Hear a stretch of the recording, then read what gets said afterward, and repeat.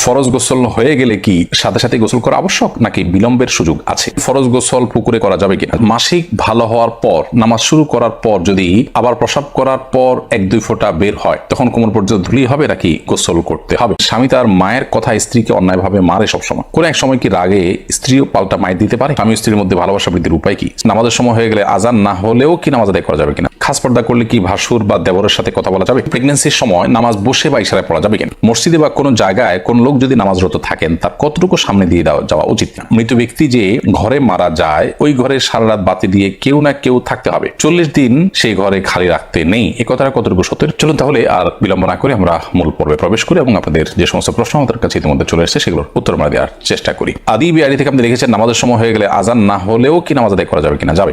আজান না হলেও ওয়াক্ত যদি হয়ে যায় তাহলে আপনি নামাজ পড়তে পারেন। মমিতা জাহান লিখেছেন মৃত ব্যক্তি যে ঘরে মারা যায় ওই ঘরে সারা রাত বাতি দিয়ে কেউ না কেউ থাকতে হবে, 40 দিন সেই ঘরে খালি রাখতে নেই, এ কথাটা কতটুকু সত্য? এটা সম্পূর্ণ ভুল কথা এবং এ জাতীয় অনেক বিষয় হিন্দুদের অনেক ধর্ম বিশ্বাস থেকে আমাদের মধ্যে এসেছে, সে বিষয়ে আমাদেরকে সতর্ক থাকতে হবে। সৌরভ, আপনার প্রশ্ন উত্তর আমরা দিচ্ছি। আপনি লিখেছেন খাস পর্দা করলে কি ভাসুর বা দেবরের সাথে কথা বলা যাবে? প্রয়োজনীয় কথা, যেটা না বললে নয়, খুব জরুরি কথা যদি থাকে তাহলে সেক্ষেত্রে পর্দার আড়াল থেকে আপনি বলতে পারেন, ভাষা ভিতরে বিশেষ কোনো কোমলতা, আপনার কথা ভিতরে বিশেষ কোনো কোমলতা সৃষ্টি করা ছাড়া। কিন্তু যদি একান্ত প্রয়োজনীয় কথা না হয় তাহলে সেক্ষেত্রে অপ্রয়োজনীয় কথা অবশ্যই অ্যাভয়েড করতে হবে এবং সেটাও পর্দার অংশ। মানিশা আয়ান আয়ারিদিকে আপনি লিখেছেন অনেক আগে ঝগড়ার সময় স্বামী তার স্ত্রীকে তালাক দিয়েছে কি না এটি কারোর মনে নেই, এক্ষেত্রে তাদের করণীয় কি? ঝগড়ার সময় তালাক দিয়েছেন কিনা জাস্ট সন্দেহ হচ্ছে, মানে অথেন্টিক কোনো কিছু নাই। যদি এরকম হয় তাহলে সেক্ষেত্রে সংশয়ের কোনো ভ্যালু নাই বা এটার কোনো ভিত্তি নাই এবং তাদের মধ্যে বৈবাহিক সম্পর্ক আছে, এটা ধরতে হবে। শিবন নাসরিন লিখেছেন মহিলারা কি রাতে নামাজগুলো একটু আওয়াজ করে পড়তে পারবে, বেশি জোরে না, নিজে শুনতে পায় এরকম? হ্যাঁ, নিজে শুনতে পায় এরকম করে করতে পারে, অসুবিধা নেই। এরপরে সাজ্জাদ সালেহ আপনি লিখেছেন মসজিদে বা কোনো জায়গায় কোন লোক যদি নামাজরত থাকেন তার কতটুকু সামনে দিয়ে যাওয়া উচিত? মসজিদ বা কোনো জায়গায় যদি কোনো লোক নামাজরত থাকেন, নামাজ অবস্থায় থাকেন, তাহলে সেক্ষেত্রে তার 2 কাতার 3 কাতার সামনে দিয়ে, 3 কাতারের পর থেকে তো যেতেই পারবেন, অনেক লোকের মতে 1 কাতার পর তার সিজদা জায়গার পর থেকে আপনি যেতে পারেন, কারণ তার সিজদা জায়গার এরিয়ার মধ্যে গেলে তার নামাজের মনোযোগটাকে নষ্ট করবে, কিন্তু এর বাইরে দিয়ে গেলে তার মনোযোগ নষ্ট করার কথা নয়। তো এই মতটি রয়েছে, তবে এর বাইরে আরেক অন্যান্য আমাদের মত হলো 3 কাতার। এই মতটাও বেশ স্ট্রং যে তিনি যে কাতারে পড়ছেন আরো 2টা কাতারের বাইরের অংশ দিয়ে তিনি চাইলে হাঁটতে পারেন। নাদিয়া সুলতান আপনি লিখেছেন সেজদা থেকে উঠার সময় জায়নামাজে হাত ভর করে উঠা যাবে কিনা?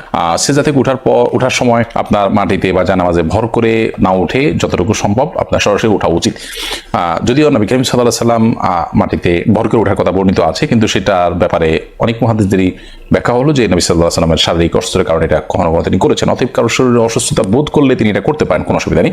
বাট সুস্থ স্বাভাবিক অবস্থাতে তার এরকম না করে বরং হাঁটুতে ভর করে তারপর দাঁড়ানো উচিত। দিনের পথে আসেন আইডিকে আপনি লিখেছেন স্বামী স্ত্রীর মধ্যে ভালোবাসা বৃদ্ধির উপায় কি? স্বামী স্ত্রীর মধ্যে ভালোবাসা বৃদ্ধি করার জন্য অন্য সব মানুষের সাথে ভালোবাসা বৃদ্ধির ক্ষেত্রে যেরকম সালামের ভূমিকা রয়েছে সেই সালামটা আদান প্রদান করতে হবে। নবী করিম সাল্লাল্লাহু আলাইহি ওয়াসাল্লাম বলেছেন যে তোমরা যখন পরস্পরের মধ্যে সালামের আদান প্রদান করবে তখন তোমাদের মধ্যে ভালোবাসা বৃদ্ধি পাবে। সেই সাথে তিনি হাদিয়া প্রদান করার কথা বলেছেন, উপহার আদান প্রদান করা। অনেক সময় স্বামীরা স্ত্রীদেরকে সুবিধা, স্ত্রী স্বামীকে সারপ্রাইজ দেওয়া, স্বামীকে বিভিন্ন ক্ষেত্রে খুশি হওয়ার মতো কোনো কিছু পেশ করা তার জন্য, এরকম বিভিন্নভাবে উপহারের আদান প্রদান এটাও পারস্পরিক ভালোবাসা সৃষ্টির ক্ষেত্রে বিশেষ ভূমিকা রাখে। আমাতুল্লাহ মোশরেফা আপনি লিখেছেন বিয়ের জন্য অনেকে ছবি চায়, যদি বিয়ে না হয় তাহলে কি ছবিগুলো থাকলে গুনাহ হবে? বিয়ের জন্য যদি কেউ ছবি চায় তাহলে সেক্ষেত্রে লোকটা কতটা অথেন্টিক, তার ভিতরে তাকওয়া কতটা আছে, তিনি হালাল হারাম কতটা বুঝেন এবং কতটা আল্লাহর ভয় আছে, তিনি ছবিটা নির্দিষ্ট সময়ের পর যদি বিয়ে না হয় তাহলে সেক্ষেত্রে ডিলিট করে ফেলবেন এবং কতটা, এই বিষয়গুলো নিশ্চিত হয়ে তারপর তাকে ছবি দেওয়া উচিত অথবা বিশেষভাবে তাকে বলে দেওয়া উচিত এবং তিনি চেষ্টা করেন সে বিষয়ে তাকে রিকোয়েস্ট করা উচিত। এরকম না হলে যে কেউ চাইলো তাকে ছবি দিলেন, এটা উচিত না, কারণ এটি আপনার প্রাইভেসি যেমন নষ্ট হবে, গুনাহের কাজ তিনি করবেন, আপনি পরোক্ষভাবে সেটাতে একরকম সহায়তাই করলেন, ব্যাপারটা সেরকম হয়ে গেল। এই জন্য বিষয়গুলো দেখা উচিত। আপনি আপনার চেষ্টা অনুযায়ী সাধ্য অনুযায়ী চেষ্টা করেছেন, তারপরও যদি তিনি এটি করেন না, ডিলিট করেন, নিজের কাছে রেখে দেন, তাহলে সেক্ষেত্রে ইনশাআল্লাহ দায় আপনার আসবে না, তার উপরে থাকবে। আলী ফারুল লিখেছেন প্রেগনেন্সির সময় নামাজ বসে বা ইশারায় পড়া যাবে কিনা? প্রেগনেন্সি হলেই নামাজ বসে পড়া যাবে বা ইশারায় পড়া যাবে, ব্যাপারটা এরকম নয়। তবে প্রেগনেন্সির সময় অনেক মা বোনরা এত বেশি অসুস্থ হয়ে পড়েন যে তাদেরকে বিছানায় শুয়ে পড়তে হয়, অথবা অনেকে আছেন যে শেষের দিকে এসে দাঁড়িয়ে নামাজ পড়াটা তাদের জন্য কঠিন হয়, শরীর ভার হয়ে যায়, তাদের শারীরিক দুর্বলতার কারণে বা স্থূলতার কারণে, নানা কারণে তারা দাঁড়িয়ে নামাজ পড়লে রুকু সিজদা করে স্বাভাবিকভাবে নামাজ পড়তে গেলে পড়ে যাওয়ার আশঙ্কা থাকে। এরকম আশঙ্কা যদি জোরালো হয়, প্রবল হয়, তাহলে সেক্ষেত্রে তিনি বসে নামাজ পড়তে পারেন। বসে নামাজ পড়ার ক্ষমতা না থাকলে তিনি শুয়ে অবশ্যই নামাজ পড়তে পারেন। কিন্তু এটা হলো যদি সেরকম পরিস্থিতি তৈরি হয়, কারোর প্রেগনেন্সি হলেই সামান্য ঠুনকো অজুহাতেই তিনি বসে নামাজ শুরু করবেন, ব্যাপারটা সেরকম নয়। মিস তানিয়া প্রধান আপনি লিখেছেন, মাসিক ভালো হওয়ার পর নামাজ শুরু করার পর যদি আবার প্রস্রাব করার পর 1-2 ফোঁটা বের হয় তখন কোমর পর্যন্ত ধুলেই হবে নাকি গোসল করতে হবে?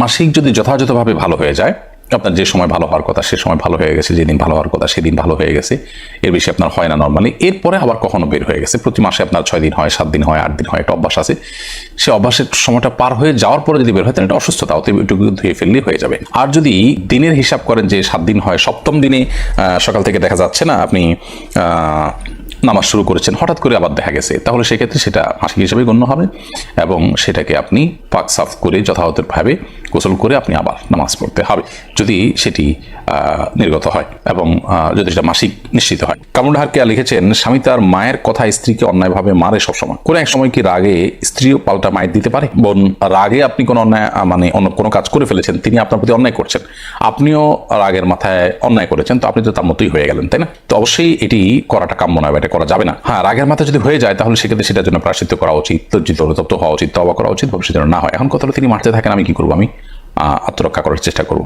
যদি এমন হয় যে তার মারে আবার আঘাতপ্রাপ্ত হই, আমি কষ্ট নিপতিত হই এবং আমি অ্যাক্সিডেন্টে পড়ার বা দুর্ঘটনার আশঙ্কা করি, তাহলে সেক্ষেত্রে অবশ্যই আমি ডেফিনেটলি সেটিকে প্রতিহত করার চেষ্টা করব বা আত্মরক্ষা করার চেষ্টা করব, কিন্তু পাল্টা তাকে মার দেওয়ার চেষ্টা করব না। হ্যাঁ, যদি এমন হয়, আল্লাহ না করুন এত মানুষ হয় যে আপনার জীবনকে সংকটের মধ্যে ফেলে দেয়, তাহলে তো সেক্ষেত্রে আপনি আত্মরক্ষার জন্য যতটুকু প্রয়োজন ততটুকু আপনি অবশ্যই করতে পারেন। কিন্তু আপনাকে এমনিতে শারীরিকভাবে আঘাত করেছে, যেটা কারণে আসলে বাঁচা মরার কোনো ব্যাপার না, আপনি জেদের বশবর্তী হয়ে রাগে কষ্টে ক্ষোভে আপনিও পাল্টা আঘাত করেছেন, তো অন্যায়ের বিপরীতে আপনিও একটি অন্যায় করলেন। তিনি যে অন্যায় করেছেন তার চেয়ে ছোট অন্যায় করেননি, বরং আপনি এক ধরনের বড় অন্যায় করেছেন, তো এটা উচিত না। আর যে ভদ্রলোক তার মায়ের কথা স্ত্রীর গায়ে হাত তোলেন, তিনি অবশ্যই ছোট লোকই করছেন এবং তিনি গুনাহগার হচ্ছেন।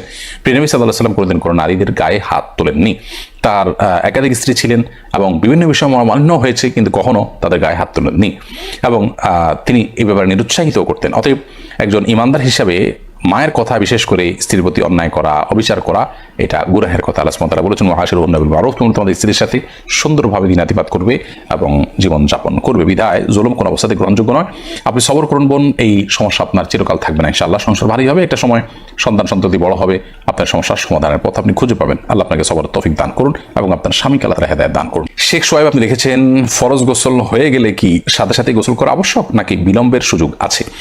গোসল ফরজ হয়ে গেলে সাথে সাথে গোসল করা উত্তম যদি সে সুযোগ থাকে, তবে বিলম্ব করার সুযোগ আছে যদি গোসল ফরজ হওয়ার পর পরবর্তী যে নামাজের ওয়াক্ত, সেই নামাজের ওয়াক্ত বা যদি তার উপর কোনো নামাজ বর্তায়, তাহলে এই নামাজের ওয়াক্ত শেষ হওয়ার আগ পর্যন্ত তিনি বিলম্ব করতে চান, তাহলে শেষ মুহূর্তে বা ওয়াক্ত শেষ হওয়ার আগে আগে গোসল করে নামাজ পড়ে ফেললেন, এতটুকু বিলম্ব করা জায়েজ আছে।